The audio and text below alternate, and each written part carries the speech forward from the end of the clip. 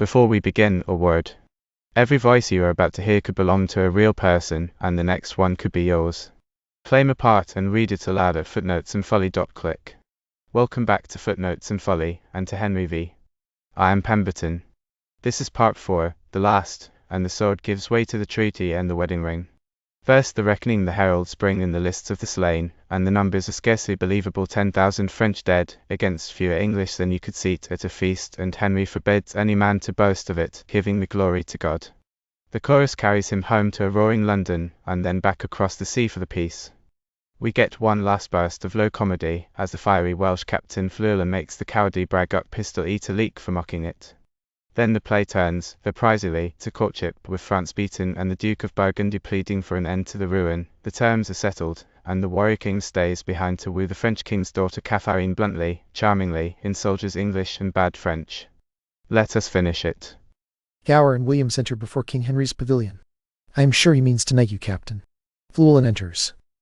God's will and pleasure, Captain, I beg you come quickly to the king. There may be more good coming to you than you know enough even to dream of. Sir, do you know this glove? Know the glove? I know the glove is a glove. I know this, and by this I challenge it. Williams strikes Fluellen. By Christ's blood, as outright a traitor as any in the whole world, whether in France or in England. What now, sir? You villain! Do you think I will break my oath? Stand aside, Captain Gower. I will pay treason what it deserves, blow for blow, I promise you. I am no traitor. That is a lie in your throat. In His Majesty's name I charge you, arrest him. He is a friend of the Duke Alan. Warwick and Gloucester enter. What now, what now? What is the matter? My Lord of Warwick, here is, praise God for it, a most infectious treason brought to light, look you, as clear as you could wish on a summer's day. Here is His Majesty. King Henry and Exeter enter. What now? What is the matter? My liege, here is a villain and a traitor who, look your grace, has struck the glove that your Majesty took from the helmet of Alan. My liege, this was my glove. Here is its mate. The man I exchanged it with promised to wear it in his cap, and I promised to strike him if he did. I met this man with my glove in his cap, and I have kept my word. Your Majesty here is now, saving your Majesty's manhood. What an outright rascally, beggarly, lousy knave this is. I hope your Majesty will bear me witness, and will affirm it, that this is the glove of Alan that your Majesty gave me. In your conscience now, is it not? Give me your glove, soldier. Look, here's its fellow. It was I indeed whom you promised to strike, and you gave me very bitter words. If it please your Majesty, let his neck answer for it, if there is any martial law in the world. How can you make satisfaction to me? All offences, my lord, come from the heart. Nothing ever came from mine that was meant to offend your Majesty. It was our own self you abused. Your Majesty did not come as yourself. You appeared to me only as a common man. The knight, your clothing, and your humble manner all bear witness to that. Whatever your Highness suffered while wearing that disguise, I beg you to charge it to your own doing, not mine.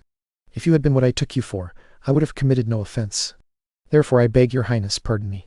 Here, Uncle Exeter, fill this glove with crowns and give it to this fellow. Keep it, fellow, and wear it in your cap as an honor until I challenge it. Give him his crowns. And, Captain, you must make friends with him. By this day and this light, the fellow has courage enough in his belly. Here, there are 12 pence for you, and I pray you serve God and keep yourself out of brawls, wrangles, quarrels, and disputes. I assure you, it will be better for you. I will take none of your money. It is given with a good will. I can tell you, it will help you mend your shoes. Come, why should you be so bashful? Your shoes are not so good. It is a good shilling, I assure you, or I will change it. An English herald enters. Now, herald, have the dead been counted? Here is the number of the slaughtered French. What prisoners of rank have been taken, uncle? Charles Duke of Orleans, nephew to the king, John Duke of Bourbon, and Lord Boucicault. Of other lords and barons, knights and squires, a full 1,500, besides common men. This report tells me 10,000 French lie slain upon the field. Among that number, princes and banner-bearing nobles dead are 126. Added to these are knights, esquires, and gallant gentlemen, 8,400, and 500 of them were only knighted yesterday. So among these 10,000 they have lost, only 1,600 are hired soldiers. The rest are princes, barons, lords, knights, squires, and gentlemen of blood and rank. Here are the names of their nobles who lie dead: Charles de Labreth, High Constable of France; Jacques of Chatillon, Admiral of France; the Master of the Crossbows, Lord Rambures, Great Master of France; the brave Sir Gichard Dauphin; John, Duke of Alan; Anthony, Duke of Brabant, the brother of the Duke of Burgundy; and Edward, Duke of Bar. A vigorous earls, Grandpère Essy and Rousey, Fauconbridge and Foix, Beaumont and Marle, Vaudemont and Lestrade. Here was a royal company of death. Where is the number of our English dead? The herald gives King Henry another paper. Edward the Duke of York, the Earl of Suffolk, Sir Richard Ketley, Davy Gam, Esquire. No one else of name, and of all the other men only 25. O God, your arm was here. Not to us, but to your arm alone, we give all credit. When, without trick or stratagem, but in the plain shock and fair contest of battle, was there ever known so great a loss on one side and so little on the other? Take it, God, for it belongs to none but you. It is wonderful. Come, let us go in procession to the village, and let death be proclaimed throughout our army for any man who boasts of this or takes from God the praise that belongs only to him. Is it not lawful, if it please your majesty, to tell how many were killed? Yes, captain, but with this acknowledgment, that God fought for us. Yes, by my conscience, he did us great good. Let us perform all holy rites. Let non nobis and Te Deum be sung. Let the dead be charitably enclosed in earth, and then to Calais, and then to England, where happier men never came home from France. They all exit. The chorus enters. Grant me permission, for the sake of those who have not read the story, to prompt them onward, and for those who have, I humbly ask them to accept the excuse required by time, by numbers, and by the proper course of events, which cannot be shown here in their full and living vastness. Now we carry the king toward Calais. Imagine him there, once seen there, lift him away on the wings of your thoughts across the sea. Behold the English shore, pale against the flood, crowded with men, wives, and boys whose shouts and clapping overpower the deep voiced sea which, like a mighty officer clearing the way, seems to prepare the king's passage before him. So let him land, and solemnly watch him set out for London. Thought moves so swiftly that even now you may imagine him upon Blackheath, where his lords ask that his bruised helmet and bent sword be carried before him through the city. He forbids it, being free from vanity and self-glorious pride, giving every trophy, sign, and outward show of victory away from himself and wholly to God. But now behold, in the quick forge and working house of thought, how London pours out her citizens. The mayor and all his brethren, dressed in their finest, like senators of ancient Rome, with the common people swarming at their heels, go out to bring their conquering Caesar in. By a lower but loving comparison, if the general of our gracious empress, as in good time he may, were now returning from Ireland with rebellion skewered upon his sword, how many would leave the peaceful city to welcome him? Much more, and with much greater cause, did they welcome this Harry. Now place him in London. Yet the lamentation of the French invites the King of England to stay at home, and the Emperor comes on France's behalf to arrange peace between them. Omit all the events, whatever happened, until Harry returns again to France. There we must bring him, and I myself have played the interval by reminding you that it has passed. So accept this shortening, and lift your eyes after your thoughts straight back again to France. The chorus exits. France. The English camp. Fluellen and Gower enter. No, that is right, but why are you wearing your leek today? St. Davy's Day is already past. There are occasions and causes, reasons why and wherefore, in everything. I will tell you as my friend Captain Gower. That rascally, scabby, beggarly, lousy, bragging rogue pistol, whom you yourself and all the world know to be no better than a fellow of no merit, came to me yesterday, look you, bringing bread and salt, and told me to eat my leek. It was in a place where I could not start a quarrel with him, but I will be bold enough to wear it in my cap until I see him once again, and then I will tell him a little piece of what I desire. Pistol enters. Why, here he comes, puffed up like a turkey cock. It does not matter about his puffing or his turkey cocking. God bless you, ancient pistol. You scurvy, lousy rogue, God bless you. Ha! Are you mad? Do you thirst, base Trojan, to have me fold up the fatal thread of your life? Away! The smell of leek makes me sick. I heartily beg you, scurvy, lousy rogue, at my desire, and my request, and my petition to eat, look you, this leek.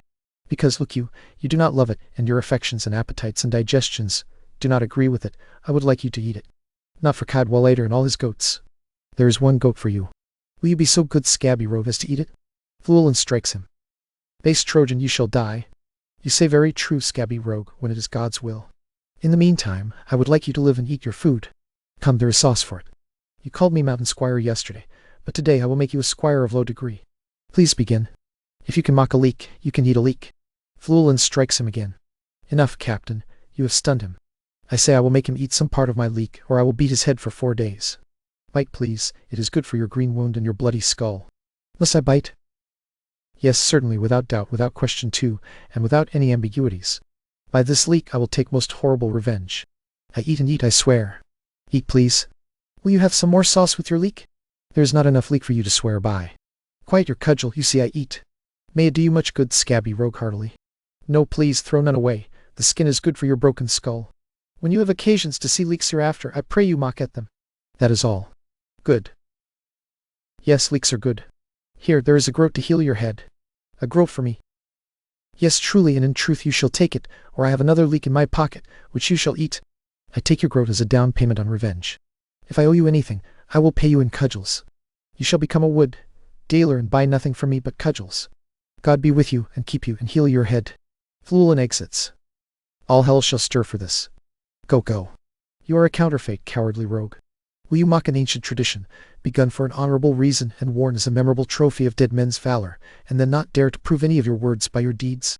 I have seen you sneering and goring this gentleman with jests 2 or 3 times. You thought that because he could not speak English in its native style, he therefore could not handle an English cudgel. You have found otherwise, and from now on, let a Welsh correction teach you good English behavior. Fare you well. Gower exits. Misfortune, play the faithless woman with me now. I have news that my doll is dead in the hospital of the French disease, and there my place of meeting is entirely cut off. I am growing old, and honor has been beaten out of my weary limbs. Well, I will turn bawd and lean somewhat toward quick-handed pickpocketing. I will steal away to England, and there I will steal, and I will get patches for these cudgelled scars and swear I got them in the wars in Gallia. Pistol exits. The royal palace in France, King Henry enters with Exeter, Bedford, Warwick, Gloucester, Westmoreland, Clarence, Huntingdon, and other English lords. From another door enter Queen Isabel, the French king, Princess Katharine, Alice, other ladies, the Duke of Burgundy, and other French nobles. Haste to this meeting, for that is why we have come together. To our brother France, and to our sister, health and a fair good day. Joy and all good wishes to our most fair and princely cousin Katharine. And as a branch and member of this royal company by whose work this great assembly has been arranged, we greet you, Duke of Burgundy. And to you French princes and peers, health to you all. We are truly glad to see your face, most worthy brother England. You are welcome here, and so are every one of you English princes. May the outcome of this good day and gracious meeting be as happy, brother England, as we are glad now to look upon your eyes that until now, when they turned against the French who met them, carried the deadly force of murderous basilisks. We sincerely hope the poison of such looks has lost its power, and that this day will change all griefs and quarrels into love. We appear here to say amen to that. I greet all you English princes. My duty to you both, with equal love, great kings of France and England. That I have labored with all my mind, my pains, and my strongest efforts to bring your most imperial majesties to this meeting. Place in royal conference, your greatness on both sides can best bear witness. Since my office has prevailed so far that, face to face and royal eye to royal eye, you have greeted one another, let it not disgrace me if I ask, before this royal company, what obstacle or hindrance remains, and why naked, poor, and mangled peace, dear nurse of arts, abundance, and joyful births, should not lift up her lovely face in this best garden of the world, our fertile France. Alas, she has been chased too long from France, and all her farming lies in heaps rotting in its own fruitfulness. Her vine, the merry comforter of the heart, dies unpruned. Her hedges, once evenly woven, like prisoners wildly overgrown with hair, thrust out disordered twigs. On her fallow fields, weeds, hemlock, and rank fumitory take root, while the plowshare rusts that should tear out such savagery.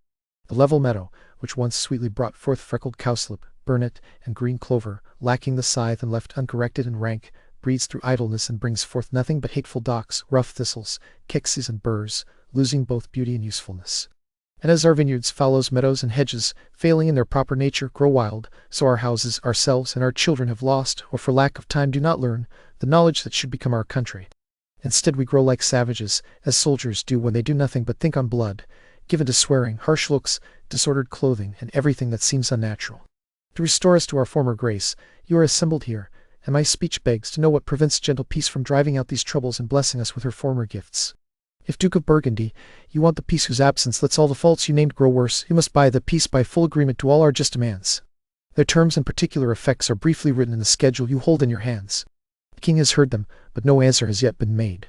Well then, the peace you pressed for lies in his answer. I have only glanced over the articles with a quick eye. If it please your grace to appoint some of your council now to sit with us once more and review them with greater care, we will soon give our acceptance and final answer. Brother, we shall. Go, Uncle Exeter, and Brother Clarence, and you, Brother Gloucester, Warwick, and Huntingdon, go with the king. Take with you full power to ratify, enlarge, or alter anything in or beyond our demands, as your wisdom see best for our dignity and advantage, and we will set our seal to it. Fair sister, will you go with the princes, or stay here with us? Our gracious brother, I will go with them. Perhaps a woman's voice may do some good when the articles are being insisted on too precisely. Yet leave our cousin Katharine here with us. She is our chief demand, included among the foremost of our articles. She has good permission. All depart except Henry, Katharine, and Alice. Fair Katharine, most fair, will you be willing to teach a soldier words such as may enter a lady's ear and plead his suit of love to her gentle heart? Your majesty will mock me. I cannot speak your English. O fair Katharine, if you will love me truly with your French heart, I will be glad to hear you confess it brokenly with your English tongue. Do you like me, Kate? Pardonnez-moi, I cannot tell what is like me. An angel is like you, Kate, and you are like an angel. What dit-il? Quetchi suis semblable a les anges. Oui, Raymond, saw fodder grace, ainsi dit-il. I said so, dear Katharine, and I must not blush to affirm it. Oh bon Dieu! Les langues des hommes sont pleines de tromperies. What does she say, fair one? That men's tongues are full of deceit? Oui, that the tongues of the men are full of deceits. That is what the princess says. The princess is the better Englishwoman. Truly, Kate, my wooing suits your understanding. I am glad you cannot speak better English, because if you could, you would find me such a plain king that you would think I had sold my farm to buy my crown. I know no polished way to soften love, except to say directly, I love you. Then if you press me further than to ask, do you truly? I have used up my whole suit. Give me your answer, truly do, and then let us clap hands and make the bargain. What do you say, lady? Soft fodder Hanur, me understand well. Indeed, if you asked me to write verses or dance for your sake, Kate, you would ruin me. For the first, I have neither words nor rhythm, and for the second, I have no strength in rhythm, though a reasonable amount of strength. If I could win a lady at leapfrog, or by springing into my saddle with my armor on my back, then, begging pardon for the boast, I would quickly leap into a wife. Or if I could fight for my love, or make my horse leap for her favors, I could strike like a butcher and sit my horse like an ape, never falling off. But before God, Kate, I cannot look pale and lovesick, gasp out eloquence, or make skilful vows. I have only plain oaths, which I never use until pressed, and never break because I am pressed.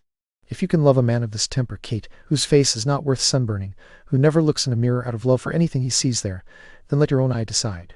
I speak to you as a plain soldier. If you can love me for this, take me. If not, then to say I shall die is true, but not for your love, by the Lord, no. Yet I love you too. And while you live, dear Kate, take a man of plain and genuine constancy. He must treat you rightly, because he has not the talent to woo elsewhere. These men with endless tongues, who can rhyme themselves into ladies' favors, always talk themselves out again. What is a speaker but a chatterer? What is a rhyme but a ballad?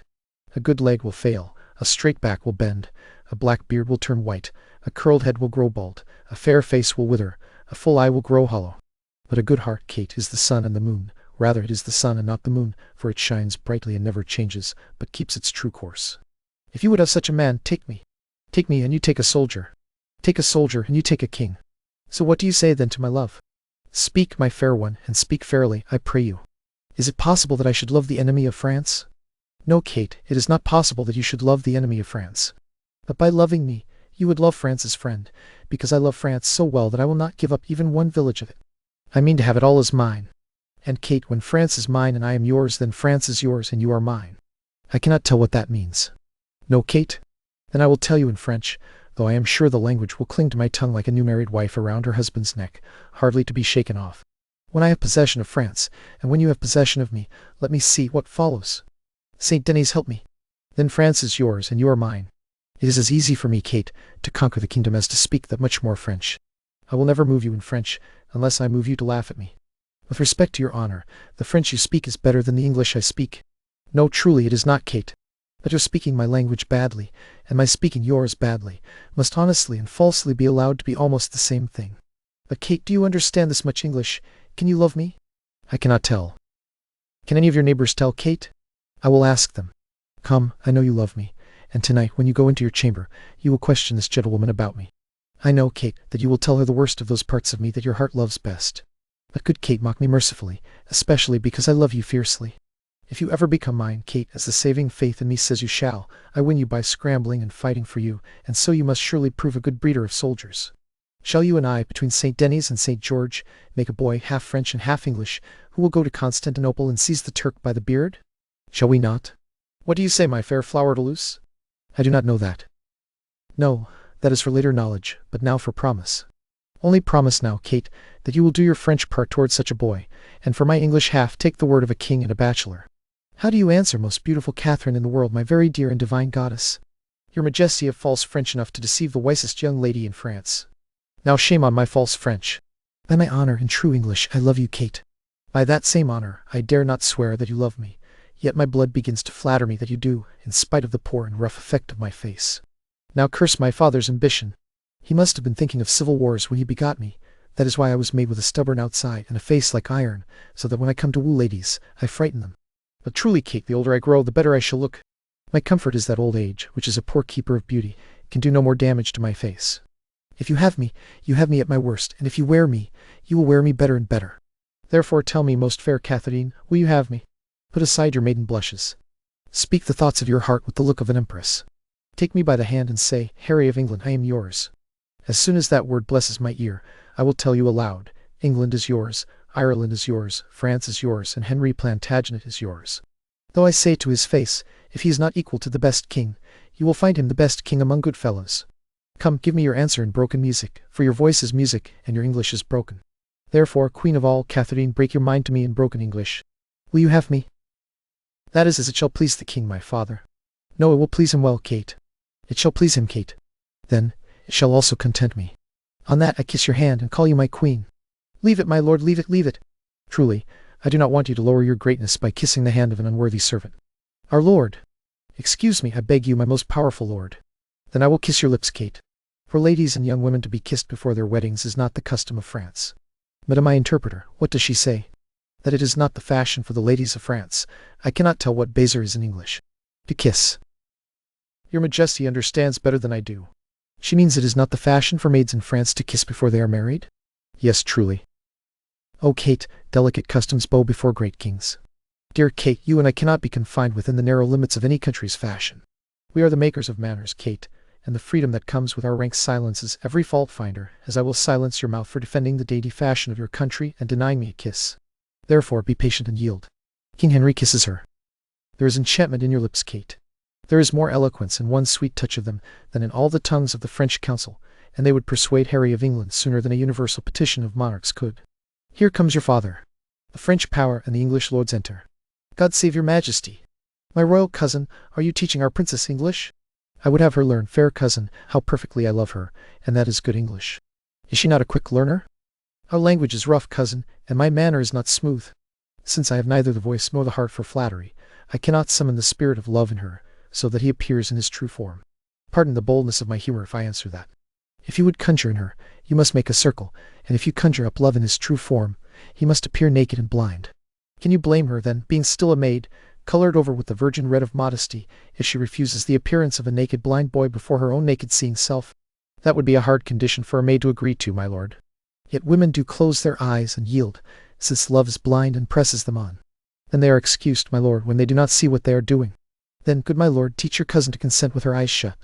I will wink at her to consent, my lord, if you will teach her to understand my meaning.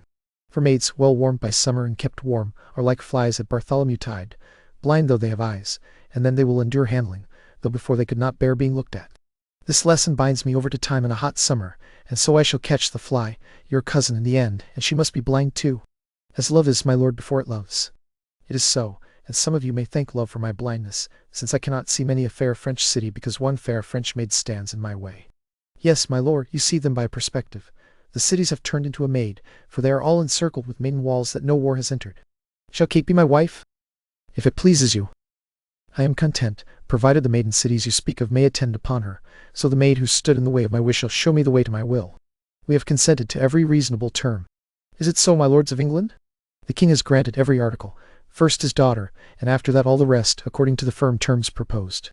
Only this article has not yet been signed, where your Majesty requires that whenever the King of France has occasion to write about any grant, he shall name your Highness in this style and with this addition, in French, Notre Tres, Cher Fils Henry, Roy d'Angleterre, Heritier de France, and in Latin, Preclarissimus Filius Noster Henricus, Rex Angliae et Heres Franciae. Nor have I refused that so firmly, brother, that your request cannot make me allow it.